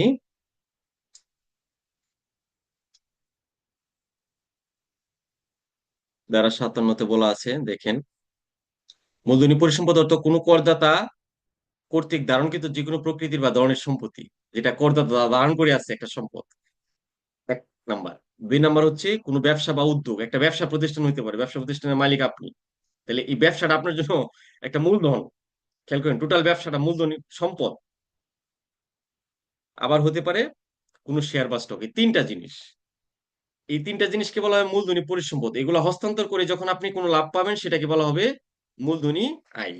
এই মূলধনী আয়ের কথা ইনকাম ট্যাক্সে, মানে আয়ের যে খাত, এর মধ্যে আপনার পঞ্চম খাতে বলা হয়েছে মূলধনী আয়। যে মূলধনী সম্পদ বিক্রি করেও আপনি আয় করতে পারেন। আর সেটার জন্য কিভাবে ট্যাক্স প্রদান করবেন, এটাই এখানে আলোচনা করা হয়েছে ধারা ৫৭ থেকে ৬১-তে। তাহলে মূলধনী আয় জিনিসটা কি আমরা বুঝলাম, যে যে কোনো মূলধনী পরিসম্পদ আমরা হস্তান্তর করি, মালিকানা হস্তান্তর, তখন সেটাকে, সেখান থেকে যদি কোনো লাভ বা বেনিফিট পাই, মুনাফা পাই, সেটা হচ্ছে মূলধনী আয়। তো মূলধনী পরিসম্পদ গুলো হচ্ছে কোনো করদাতা কর্তৃক ধারণকৃত বা কোনো ব্যক্তি কর্তৃক ধারণকৃত যে কোনো প্রকৃতি বা ধরনের সম্পত্তি হতে পারে, কোনো ব্যবসা বা উদ্যোগ আন্ডারটেকিং সামগ্রিকভাবে বা ইউনিট হিসেবে হতে পারে, বা কোনো শেয়ার বা স্টক হতে পারে। আর কোনগুলা মূলধনী পরিসম্পদ হিসেবে অন্তর্ভুক্ত হবে না, এখানে বলা আছে করদাতা ব্যবসার উদ্দেশ্যে ধারণকৃত কোনো মজুদ ভোগ্য পণ্য বা কাঁচামাল, এগুলো কিন্তু সম্পদ ব্যবসা প্রতিষ্ঠান, কিন্তু এগুলো মূলধনী পরিসম্পদ না। ব্যক্তিগত ব্যবহার্য সামগ্রী যেমন অস্থাবর সম্পত্তি অর্থে অন্তর্ভুক্ত পরিধেয় পোশাক, স্বর্ণালংকার, আসবাবপত্র, ফিক্সার বা কারুপণ্য, যন্ত্রপাতি বা যানবাহন যা করদাতা কর্তৃক অথবা তাহার উপর নির্ভরশীল পরিবারের কোনো সদস্য কর্তৃক কেবল ব্যক্তিগত প্রয়োজনে ব্যবহার করা হয় এবং তার ব্যবসার উদ্দেশ্যে ব্যবহার করা হয় না, এগুলো আবার মূলধনী পরিসম্পদ না। তাহলে মূলধনী পরিসম্পদ এখানে কোনগুলা আমরা দেখলাম, এগুলা যদি আপনি মালিকানা হস্তান্তর করেন আর সেখান থেকে যদি কোনো লাভ আসে, সেটাকে বলা হয় মূলধনী লাভ বা মূলধনী আয়। তো মূলধনী আয়টা আপনি কিভাবে পরিগণনা করবেন, এটা সহজভাবে বলে দিই ধারা ৫৮টা। আপনি একটা মূলধনী সম্পদ যেটা অর্জন করছেন বা ক্রয় করছেন, তাহলে এটা আপনি অর্জন করতে পারেন আপনার পরিবার প্রত্যেক সূত্রে, আপনার পিতার কাছ থেকে একটা জমি পেতে পারেন, অথবা আপনি নিজে কিনতে পারেন। তাহলে এটা অর্জন হতে পারে। এটা কি কি হতে পারে আমরা একটু দেখি। অর্জন হতে পারে, অর্জন করলে পরে সেটা, অর্জন কিভাবে করছেন, একটা টাকা দিয়ে করছেন, একটা মূল্য দিয়ে করছেন, অর্জন মূল্য বা ক্রয় মূল্য, বা ক্রয় করছেন। এখন অর্জনটা যদি আপনি প্রত্যেক সূত্রে করে থাকেন, তাহলে আপনি যেদিন পাইছেন ওই দিন এটার বাজার মূল্যটা কি ছিল, সেটা হচ্ছে অর্জন মূল্য। আর ক্রয় মূল্য, আপনি যেদিন জমিটা কিনলেন, ওই দিন কত টাকা আপনি দিয়ে জমিটা কিনলেন, সেটা হচ্ছে ওই জমিটার ক্রয় মূল্য। তাহলে অর্জন মূল্য বা ক্রয় মূল্য থেকে, অর্জন মূল্য বা ক্রয় মূল্য থেকে আপনি বাদ দিবেন, অর্জন মূল্য থাকবে। অর্জন মূল্যটা তো আগে, আপনি বিক্রয় করছেন, বিক্রয়টা করবেন পরে, বিক্রয় মূল্য। তাহলে বিক্রয় মূল্য থেকে বা হস্তান্তর মূল্য থেকে অর্জন মূল্য বা ক্রয় মূল্য যদি বাদ দেন, যে পরিমাণ টাকা বেশি থাকবে, এটা হচ্ছে মূলধনী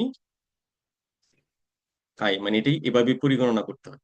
তাহলে আপনি একটা জমি কিনছিলেন ২০১২ সালে ৫ লাখ টাকা দিয়ে, ২০২৪ সালে এসে সেটা বিক্রি করলেন ১০ লাখ টাকা, তাহলে আপনার কি হইলো, লাভ হইলো। কত টাকা বেশি বিক্রি করছেন? এই ৫ লক্ষ টাকা বেশি বিক্রি করছেন। এই ৫ লক্ষ টাকা হচ্ছে আপনার জন্য মূলধনী আয়। এটার উপর আপনাকে ট্যাক্স দিতে হবে। ট্যাক্সটা কিভাবে দিব সেটা আমরা পরে দেখতেছি। এই হলো বিষয়। এটাকে বলা হচ্ছে মূলধনী আয় পরিগণনা। কিভাবে মূলধনী আয় পরিগণনা করতে হয় সেটার বিষয়। এটা এখানে আলোচনা করা আছে। যদি মূলধনী আয় অর্জন করার জন্য কোনো খরচ থাকে, খরচটা আবার বাদ দিতে হবে। যেমন এটা কিরকম খরচ হইতে পারে? আপনার জমি আপনি বিক্রি করছেন, এখানে আবার খরচের কি? খরচ হতে পারে ধরেন আপনি ঢাকা থাকেন, চট্টগ্রামে আপনার জমি আছে, জমিটা আপনি বিক্রি করার জন্য তো সময় দিতে হবে, সময়টা আপনার নাই, আপনি একজন আমমুক্তার নিয়োগ করলেন। আমুকতা নিয়োগ করে দিলেন, ওই ব্যক্তি ঘুরে ফিরে জমিটা আপনার বিক্রি করে দিল, তাকে একটা নির্দিষ্ট ফিস দিলেন। এই যে ফিসটা দিলেন, এটা কিন্তু একটা খরচ। এই খরচটা আপনি মূলধনী আয় থেকে বাদ দিয়ে পরে ট্যাক্স কাউন্ট করতে পারবেন। আইনটাতে এভাবেই বলা আছে। এটা আপনি পরিগণনার সময়টা কি হবে, ধারা 59 বলা আছে যে মূলধনী আয়টা আপনি পরিগণনা কখন করবেন। মূলধনী পরিসম্পদের হস্তান্তর হইতে উদ্বুদ্ধ আয়, উক্ত হস্তান্তর যে আয় বর্ষে সংগঠিত হয়েছে সে আয় বর্ষের আয় হিসেবে অন্তর্ভুক্ত হবে। যে জমিটা আপনি 2012 সালে কিনছেন, 2024 সালের 30 জুন আপনি যদি বিক্রি করে থাকেন, তাহলে তাহলে কোন আয় বর্ষে পড়ে গেছে খেয়াল করেন।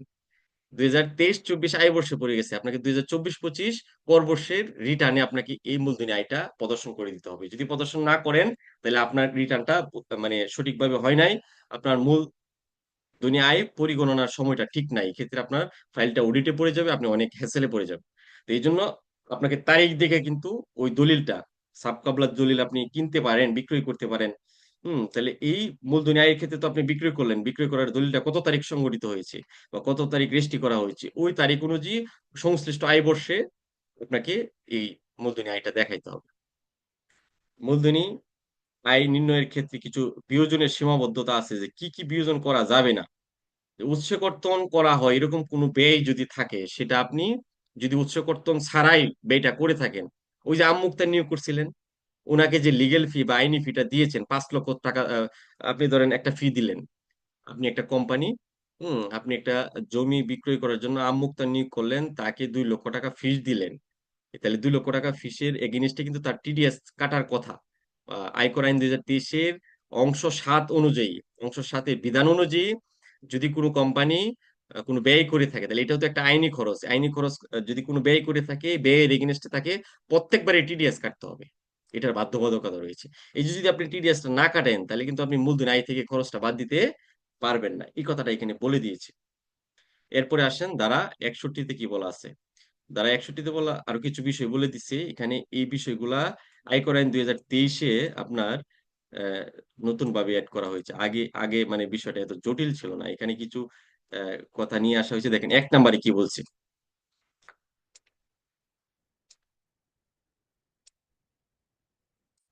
1 নম্বরে বলছে, কোনো পরিসম্পত্তির ন্যায্য বাজার মূল্য করদাতা কর্তৃক ঘোষিত পণ্যের সম্পূর্ণ মূল্য অপেক্ষা 15% অধিক হইলে পরিদর্শী অতিরিক্ত কর কমিশনের পূর্বানুমোদন ক্রমে উপকর কমিশনার সেই পরিসম্পত্তির ন্যায্য বাজার মূল্য নির্ধারণ করবেন। শুনেন, যারা ক্রয় বিক্রয় করে থাকে জমি, অনেকেই তো রেগুলার করে থাকে, অনেকেই বিজনেস করতে পারে ওইটা, আবার অনেকেই প্রয়োজনের কারণে বিক্রি করে। তো আত্মীয়-স্বজনের কাছে অনেক সময় বিক্রয় করা হয়, যে দেখা যায় যে আপনি একটা জমি বিক্রি করলেন, জমিটা গুলশানে অবস্থিত, 1 কাঠা জমি যেটার মূল্য আছে 1 কোটি টাকা, কিন্তু আপনি ওই আপনার আত্মীয়র খরচ বাঁচানোর জন্য উম, বা টিডিএস যেটা আর কি, উৎসে কর্তন যাতে কম হয়, সেজন্য আপনি বললেন যে জমি বিক্রি করা হয়েছে 50 লক্ষ টাকা। এতে কিন্তু সরকার বড় ধরনের একটা মানে রাজস্ব হারাচ্ছে। এই জন্য এটার জন্য, এটাকে নিরুৎসাহিত করার জন্য আয়কর আইন 2023-এর 61 ধারায় কিছু মানে সাংঘাতিক রকম ক্রিটিক্যাল কিছু কথা বলে দিয়েছে। 3টা কথা বলে দিছে। এর মধ্যে প্রথম কথাটা হচ্ছে, আপনি যে এলাকার জমিটা বিক্রি করলেন, যদি বোর্ড চিন্তা করে যে এটা আপনি 15% অধিক পরিমাণের টাকা আপনি লুকাইছেন বিক্রয় মূল্য, ন্যায্য বাজার মূল্য থেকে, তাহলে এটা কি করবে, ওই বোর্ড নতুন ভাবে ওই সম্পত্তিটার বাজার মূল্য নির্ধারণ করে ট্যাক্স করে দিবে। আরেকটা কথা বলছে, দেখেন ইন্টারেস্টিং একটা কথা, 2 নম্বরে বলছে যে কোনো পরিসম্পত্তির ন্যায্য বাজার মূল্য করদাতা কর্তৃক ঘোষিত অর্জন মূল্য অপেক্ষা, সেটা যদি 25%-এর অধিক হইলে উপকর কমিশনার বোর্ড কর্তৃক নির্ধারিত পদ্ধতিতে উক্ত পরিসম্পদ ঘোষিত অর্জন মূল্যে ক্রয় করিবার জন্য প্রস্তাব দিতে পারিবেন। তার মানে হচ্ছে, আপনি এমন একটা দাম বললেন জমিটার, গুলশানের ওই 1 কোটি টাকার জমিটার এমন একটা দাম বললেন, যেটা মনে হচ্ছে বোর্ডের কাছে মানে এনবিআর এর কাছে বা ইনকাম ট্যাক্স অফিসের কাছে, যেটা 25% কম বলছেন দামটা ন্যায্য বাজার মূল্য থেকে, তাহলে জমিটা এনবিআর কিনে নেওয়ার প্রস্তাব দিতে পারে আপনার কাছে, বলতে পারে যে তাহলে এক কাজ করেন, এই মূল্যে আমার কাছে বিক্রি করে দেন, আমি জমিটা কিনতে প্রস্তুত। যদিও এখনো এই ধরনের আহ, আহ, ইয়া ইয়া হয় নাই, এখনো এই ধরনের ঘটনা আমার জানার মতে ঘটে নাই, কিন্তু এটা আইনে দিয়ে দেওয়া হয়েছে ভয় দেখানোর জন্য, যাতে মানুষ এই ধরনের কাজ না করে। এটা কিন্তু ঘটতে বেশিক্ষণ না, যে কারো ক্ষেত্রে কিন্তু এটা ঘটতে পারে। আপনি উৎসে কর্তন বা ইনকাম ট্যাক্স সরকারকে কম দেওয়ার জন্য বা ফাঁকি দেওয়ার জন্য আপনি জমির মূল্যটা ভ্যালুটা কম দেখাইলেন। হ্যাঁ, এতে কিন্তু আসলে ওই আপনি পার পাইতে পারেন না, আইনে আইনে পার পাওয়ার সুযোগ নাই। আপনি ফাঁকি ঝুঁকি দিয়ে হয়তো বা সাময়িক সময়টা চলে যাচ্ছেন, বা দেখা গেছে আপনাকে এখনো ধরতে পারতেছে না, কিন্তু আপনি দেখা গেছে দুই একটা উদাহরণ কিন্তু সৃষ্টি হইতে পারে, খুব দ্রুতই উদাহরণ সৃষ্টি হইতে পারে, যাতে আর কেউ এরকম না করে।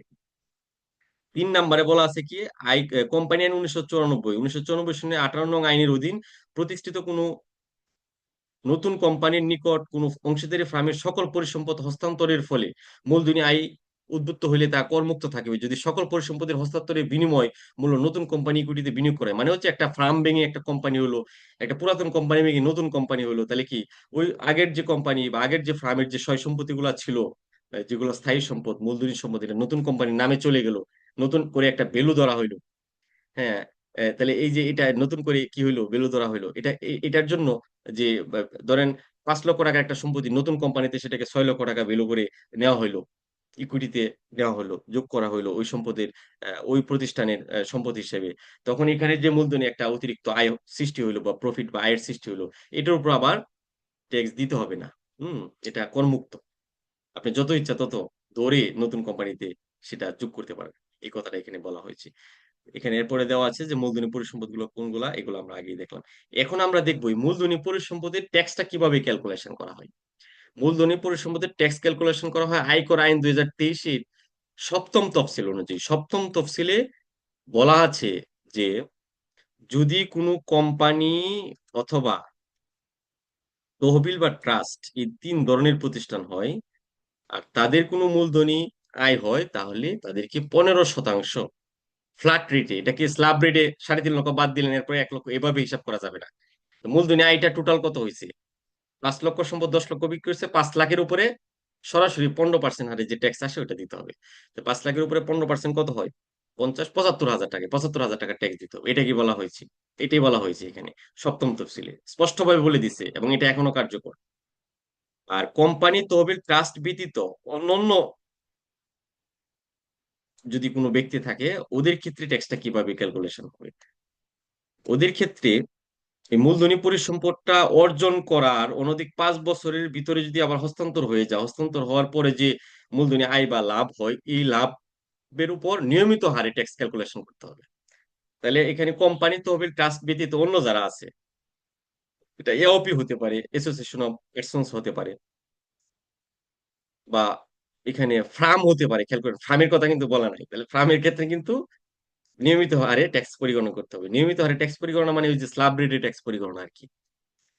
আবার ব্যক্তি হতে পারে, রহিম করিম যে কেউ হতে পারে।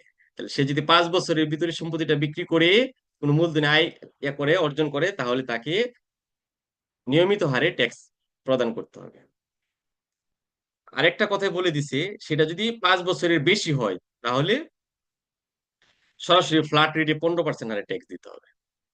এই আইনটা যখন পাশ হয় 2023 সালের 22শে জুন, পাশ হয় 2023 সালে 1লা জুলাই থেকে কার্যকর হয়। 1লা জুলাই থেকে জুলাই, আগস্ট, সেপ্টেম্বর প্রায় 3 মাসের মতো জমি কেনা বেচা একদম টোটালি বন্ধ হয়ে গেছিল।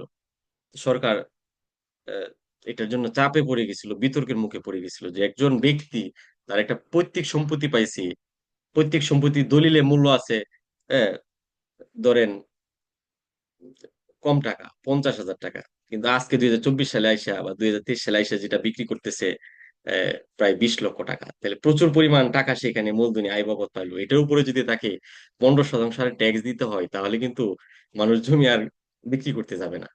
হ্যাঁ, ট্যাক্সেই তো সব টাকা নিয়ে নিচ্ছে, এরকমটা মনে করা হয়। যে কারণে কি করা হলো, আপনার এই সরকার চাপে পড়ে তাড়াহুড়া করে একটা তফসিল করলো শুধু ব্যক্তির জন্য। খেয়াল করেন, ব্যক্তির জন্য। এখানে কি বলছে, একটা তফসিল এসআরও করলো একটা। এসআরওটা কি ছিল, এসআরওটা হচ্ছে, এখানে এসআরওটা দেখেন, এই এসআরওটা পাস হয়েছে 2023 সালে। হ্যাঁ, 2023 সালে আয়কর আইনের 16 নম্বর এসআরও।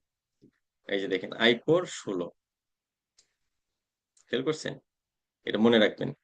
তাহলে এই 16 নম্বর এসআরও অনুযায়ী কোন ব্যক্তি করদাতার স্বাভাবিকভাবে, যদি স্বাভাবিক ব্যক্তি হয়, স্বাভাবিক ব্যক্তি মানে রহিম করিম, কোম্পানির কথা কিন্তু বলে নাই, ফার্মের কথা কিন্তু বলে নাই। এখানে দেখেন, এই যে সকল স্বাভাবিক ব্যক্তি কোনো স্বাভাবিক ব্যক্তি যদি কোনো জমি কেনা বেচা করে, তাহলে সেটা 5 বছরের ভিতরেই হোক অর্জনের, কিংবা 5 বছরের বেশি সময় পরেই হোক, যখনই করুক না কেন, যে ইনকামটা তার হবে, যে ইনকামটাই তার হবে, এই ইনকামে যে আপনার নতুন করে তাকে ট্যাক্স দিতে হবে না।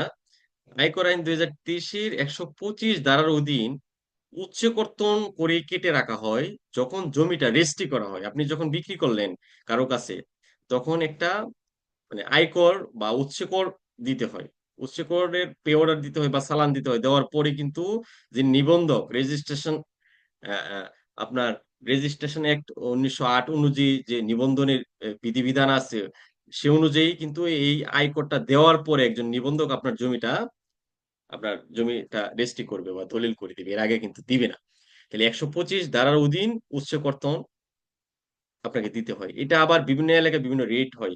যেমন গুলশানে আছে 8%, গ্রাম পর্যায়ে 2%, হ্যাঁ, এরকম 4%, এরকম বিভিন্ন এলাকা অনুযায়ী ভাগ করা আছে। উচ্চকর বিধিমালাটা আমরা যখন পড়বো, উচ্চকর বিধিমালার ক্লাস করব, তখন কোন এলাকায় জমি রেজিস্ট্রির জন্য কত পার্সেন্ট উচ্চকর দিতে হয়, সেটা চারটা আমাদেরকে মুখস্থ করতে হবে।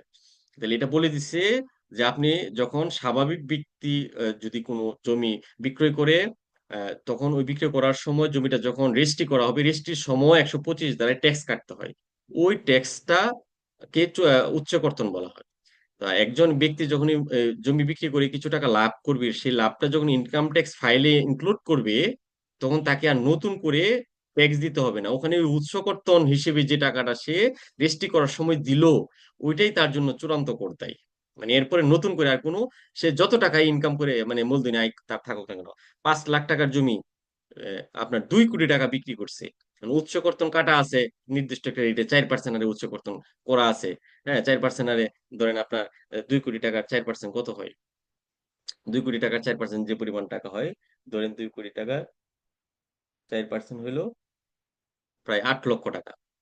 তো প্রায় 8 লক্ষ টাকা, যেটা ওই 125 দ্বারাই কাটা হয়েছে জমিটা রেজিস্ট্রি করার সময়, এই 8 লক্ষ টাকায় ওনার জন্য চূড়ান্ত করতে, উনি এই মূলধনী আয় 2 কোটি টাকা ওনার ইনকাম ট্যাক্স ফাইলে সরাসরি নিয়ে আসতে পারবে।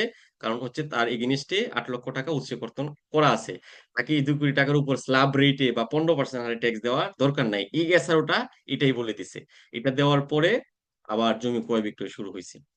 তো স্বাভাবিকভাবে এখনো পর্যন্ত কোন স্বাভাবিক ব্যক্তির, সকল স্বাভাবিক ব্যক্তির ক্ষেত্রেই, কোনো স্বাভাবিক ব্যক্তি যদি এই মূলধনী আয় বাবদ কোনো আয় করে থাকে, তার উপর ইনকাম ট্যাক্স ফাইলে ওই ইনকামটা শো করার জন্য নতুন করে কোনো ট্যাক্স দিতে হবে না, বা সেটাকে স্ল্যাব রেটে হিসাব করা যাবে না।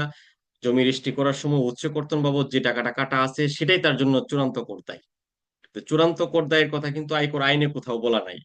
চূড়ান্ত কর দায় এই এসআরওর মাধ্যমে সরকার চাপে পড়ে একটা নিয়ম করে দিছে যে আপনারা যারা বেশ স্বাভাবিক ব্যক্তি আছেন, আপনার জমি ক্রয় বিক্রয় করলে পরে করতে পারবেন, সেই টাকাটা ইনকাম ট্যাক্স ফাইলে দেখাতে পারবেন, নতুন করে ট্যাক্স দিতে হবে না।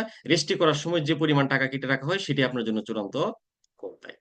এগুলো বিষয়, এটা আজকে আমাদের লেকচারের আলোচনার বিষয় ছিল, মূলধনী আয়, যেটা আয়কর আইন 2023-এর পঞ্চম আয়ের খাত। এরপরে আরো 2টা খাত আছে, আর্থিক পরিসম্পদ হতে আয় এবং অন্যান্য উৎস হতে আয়। এটা আমরা আগামী ক্লাসগুলোতে আলোচনা করব। এই ছিল আমাদের বিষয়। এখানে খুব বেশি না, কয়েকটা আলোচনা আর কি। আলোচনাগুলো আপনি একটু রিডিং করবেন লেকচার শিটটা দেখে, হ্যাঁ, তাহলেই বোঝা যাবে। জটিল জটিল টার্মগুলা বুঝে ফেলবেন। এখানে কিছু পার্থক্য আছে। একটা হচ্ছে তফসিল। তফসিলে এক কথা বলা আছে, এসআরওতে আরেক কথা বলা আছে। 2টা কথা আপনাকে মনে রাখতে হবে। এখন কোন কথাটা কার জন্য বলবৎ আছে, এটা আপনার জন্য মনে রাখতে হবে। ব্যাপারটা ক্লিয়ার? ওকে, ফাইন। এখানে আমি একটা উদাহরণ দিছি, তাহলে ব্যাপারটা সহজ হবে। দেখেন উদাহরণ এক, মিস সুবর্ণা খন্দকার ঢাকার গুলশান থানার বাসিন্দা। ওকে, ফাইন। 2023-24 আয়বর্ষে ব্যবসা হতে 20 লক্ষ টাকা নিট মুনাফা প্রাপ্ত হন। তাহলে 2024 সালের 23শে জুন তারিখে তিনি গুলশান এলাকায় 5 কাঠার একটি বাণিজ্যিক প্লট সাব কবলা দলিল মূল্যে বিক্রি করেন। তাহলে তার মূলধনী আয় আছে। কিভাবে বুঝলাম? এখানে বলছে একটা বাণিজ্যিক প্লট বিক্রি করছে। তাহলে বাণিজ্যিক প্লট তো একটা মূলধনী পরিসম্পদ, এটাকে সে হস্তান্তর করে দিছে, যার হস্তান্তর মূল্য ছিল 1 কোটি টাকা। উৎসে কর্তন 4 লক্ষ টাকা। হস্তান্তর জনিত অন্যান্য সকল খরচ ক্রেতা পরিশোধ করে।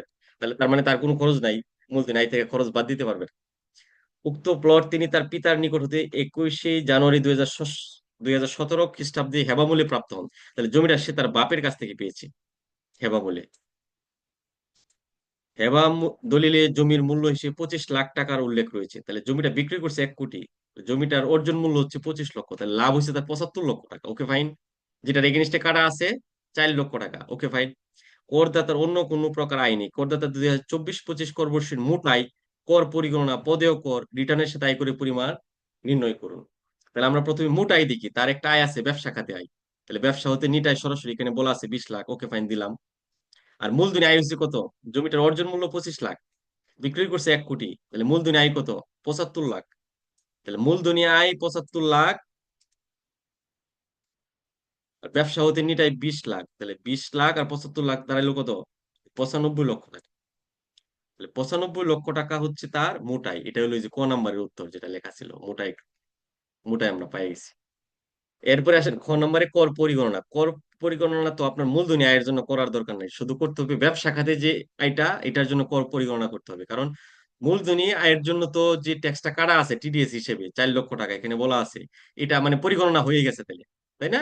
তাহলে নতুন করে আমাদের পরিগণনা করা দরকার নাই। তাহলে আমরা পরিগণনা করবো না, আমরা শুধু ব্যবসা খাতে আয়ের পরিগণনা করব। ব্যবসা খাতে 20 লক্ষ টাকার উপরে ট্যাক্স আসে, দেখেন এই যে ব্যবসা খাতে আয়ের উপর কর দেওয়া হচ্ছে 2,45,000 টাকা। আর মূলধনী আয়ের উপর ট্যাক্স পরিগণনা তো ওই যে যখন জমিটা রেজিস্ট্রি করা হয়েছে তখনই পরিগণনা করে বা উচ্চ কর্তন দেওয়া আছে নির্দিষ্ট রেটে, সেটাই ওনার জন্য এখানে চূড়ান্ত কর দেয়। যেহেতু তাহলে এটা পরিগণনা হয়ে গেছে, হওয়া আছে, তাহলে এটাই জাস্ট এখানে আমরা ব্যবসা খাতের যে পরিগণনা 2,45,000 সাথে 4 লক্ষ টাকা যোগ দিলাম, দেওয়ার পরে নিট পদেয় কর দাঁড়াইছিল 6,45,000 টাকা। খেয়াল করেন এখানে কিন্তু আমরা নিট পদেয় কর লিখছি, কেন লিখছি? কারণ গ নাম্বার কোশ্চেন এখানে বলা হয়েছে যে নিট পদেয় কর কত। নিট পদেয় কর ওনার জমির এগেনিস্টে যে টাকাটা কাটা আছে সেটার ব্যবসা খাতে আয়ের ক্ষেত্রে যে ট্যাক্স পরিগণনা করলাম, এই দুইটার যোগফল। এরপরে আসেন ঘ নাম্বারে, রিটার্নের সাথে আয়করের পরিমাণ নির্ণয় করুন। এখন ওই যে উনার যে জমি যখন রেজিস্ট্রি করছে, আয়কর বাবদ উৎস কর্তন করা আছে 4 লক্ষ টাকা। তাহলে এখানে যে নিট পদেয় কর আছে 6,45,000 টাকা, এর মধ্যে 4 লক্ষ টাকা অলরেডি ওনার দেওয়া আছে। তাহলে এটা তো আর নতুন করে রিটার্নের সাথে দেওয়ার দরকার নাই। এই জন্য লেখা হয়েছে রিটার্নের সাথে আয়করের পরিমাণ কত। হ্যাঁ, এটা বের করার ক্যালকুলেশনের প্রয়োজন আছে।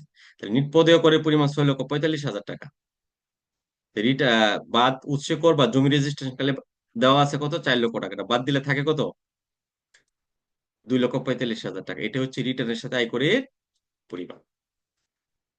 তাহলে এই উত্তরটাও আমরা পেয়ে গেলাম। এই যে দেখেন একটা বিষয় একটা বিষয়ের সাথে মানে কো রিলেটিভ, এই আপনার সম্পর্ক ম্যাট্রিক্স রিলেশন আছে, ম্যাট্রিক্স রিলেশনটা আপনাকে খুঁজে খুঁজে বের করতে হবে। ঠান্ডা মাথায় এই জিনিসগুলা করতে হবে, ট্যাক্স পরিগণনা করতে হবে, ট্রামগুলা ইউজ করতে হবে, আইনগুলো অ্যাপ্লাই করতে হবে। কোনো একটা বিষয়ের উপরে ট্যাক্স পরিগণনার ক্ষেত্রে এসআরও আছে কিনা এটা দেখতে হবে। কারণ হচ্ছে ইনকাম ট্যাক্স তো শুধুমাত্র আয়কর আইন 2023 যেটা, তাই এটা হচ্ছে তার জন্য মূল মানে বেসিস। আর এটার উপর ভিত্তি করে অনেক বিষয় পরিবর্তন হয়, যেগুলো এসআরওর মাধ্যমে আসে বা বিভিন্ন আদেশের মাধ্যমে আসে এনবিআর এর। আপনাকে নিজেকে আপডেট থাকতে হবে, তা না হলে কিন্তু আপনি ট্যাক্স পরিগণনা করতে পারবেন না, ট্যাক্স ক্যালকুলেশন করতে পারবেন না, ট্যাক্স ফাইল করতে পারবেন না। হ্যাঁ, তাহলে এই বিষয়গুলো কিন্তু মাথায় রাখতে হবে। তা আমরা আজকে আমাদের ক্লাসে যেটা দেখলাম, আমি একটা জিস্ট বলি, সেটা হচ্ছে আমরা দেখলাম যে মূলধনী আয় কোনগুলা। এরপরে দেখলাম মূলধনী আয় পরিগণনা কিভাবে করতে হয়, মূলধনী আয় পরিগণনার সময়, আর মূলধনী আয়ের উপরে কিভাবে ট্যাক্স নির্ণয় করতে হয়। আয়কর আইন 2023 একভাবে বলা ছিল। আয়কর আইন 2023 তফসিলে, এই যে আয়কর আইন 2023 তফসিলটাতে বলা ছিল, সপ্তম তফসিলে বলা ছিল যে কিভাবে আপনি মূলধনী আয়ের ক্ষেত্রে ট্যাক্স পরিগণনা করবেন। জনগণের তুপের মুখে এসে সকল স্বাভাবিক ব্যক্তির জন্য আবার নতুন করে আবার একটা এসআরও করা হইলো যে কিভাবে ট্যাক্স পরিগণনা করতে হবে। শুধু সকল স্বাভাবিক ব্যক্তি ব্যতীত বাকি সবার ক্ষেত্রে কিন্তু এই তফসিল 7 এখনো প্রযোজ্য এবং এখনো বলবৎ আছে, এভাবেই ক্যালকুলেশন করতে হবে। কিন্তু সকল স্বাভাবিক ব্যক্তির জন্য এটা চূড়ান্ত করতে হয়, এটা মনে রাখতে হবে। তাহলে আসলে আয়কর আইন 2023 ব্যক্তি বলা হয়েছে, সকল স্বাভাবিক ব্যক্তি এক ধরনের ব্যক্তি। আমরা, আমি, আপনি, রহিম, করিম, ওনারা হচ্ছে স্বাভাবিক ব্যক্তি। কোম্পানি ব্যক্তি, ফার্ম ব্যক্তি, হ্যাঁ, ট্রাস্ট ব্যক্তি, মানে 7 ধরনের ব্যক্তির কথা বলা আছে এর মধ্যে। শুধুমাত্র সকল স্বাভাবিক ব্যক্তির ক্ষেত্রে এটা চূড়ান্ত করতে হয়, আর বাকিদের ক্ষেত্রে না, বাকি ব্যক্তিদের ক্ষেত্রে কিন্তু না। ব্যক্তি বলতে কিন্তু কোম্পানিকেও বোঝা। ব্যক্তি বলতে ফার্ম কেও বোঝায়, ব্যক্তি বলতে আপনার এওপি মানে অ্যাসোসিয়েশন অফ পার্সনস কেও বোঝায়। তাহলে এখন শুধুমাত্র সকল স্বাভাবিক ব্যক্তির জন্য এটা চূড়ান্ত পর্যায়ে, এটা মাথায় রাখতে হবে। মূল দুনিয়া এটা সকল স্বাভাবিক ব্যক্তির জন্য চূড়ান্ত পর্যায়ে। আর অন্যান্য ব্যক্তির জন্য, সকল স্বাভাবিক ব্যক্তি ছাড়া অন্যান্য যত ব্যক্তি আছে, যেমন কোম্পানি হতে পারে, ট্রাস্ট হতে পারে, তহবিল হতে পারে, তাদের জন্য এটা কিন্তু আবার এই তফসিল ৭ অনুযায়ী ট্যাক্স ক্যালকুলেশন করতে হবে। প্রত্যাশা রাখি যে আপনারা মোটামুটি যে বিষয়গুলো আলোচনা করছি ধরতে পেরেছেন। যাদের কিছু খটকা থাকে আপনারা লেকচার সেটা পড়বেন, বারবার পড়বেন, বারবার পড়বেন। লেকচার যদি আবার বারবার পড়েন, আপনার মধ্যে বিষয়গুলা মানে হয়ে আসবে, সহজ হয়ে আসবে। ভিডিওগুলাও দেখতে পারেন। প্রত্যাশা রাখি এভাবেই আস্তে আস্তে, যেহেতু আমাদের এখনো পরীক্ষার সময় নির্ধারিত হয়নি, আমি আশা রাখতেছি কিছু সময় আমরা পাবো, 20টা ক্লাস করেও পাবো। এই জন্য অল্প অল্প করে যদি আপনি 20টা ক্লাস শেষ করেন, তাহলে ডেফিনেটলি আপনার একটা পূর্ণ প্রস্তুতি হয়ে যাবে। তাহলে আইনজীবী সনদ প্রাপ্তিতে আর কোনো বাধা থাকবে না। আমরা একটা স্মার্ট পেশায় যুক্ত হতে পারবো, এই প্রত্যাশা রেখে আজকের ক্লাসটি আমি শেষ করছি। আহ, সবাই ভালো থাকবেন। আর এখন পড়াশোনা করতে হবে রেগুলারলি, অল্প অল্প করে পড়াশোনা না করলে কিন্তু শেষ হবে না। সিলেবাসটা তো মানে বিশাল একটা সিলেবাস দেওয়া আছে কিন্তু, যদি আপনি আপাত দৃষ্টিতে অ্যাপারেন্টলি দেখেন। আর আপনি যদি ম্যাট্রিক্স রিলেশন করে গুছিয়ে এগিয়ে যান, তাহলে কিন্তু আপনার জন্য অনেকটা সহজ হয়ে যাবে। সিলেবাসটা পরীক্ষার আগেই শেষ করতে পারবেন। সবার জন্য শুভকামনা রেখে আজকে এই পর্যন্ত। সবাই ভালো থাকবেন। আল্লাহ হাফেজ।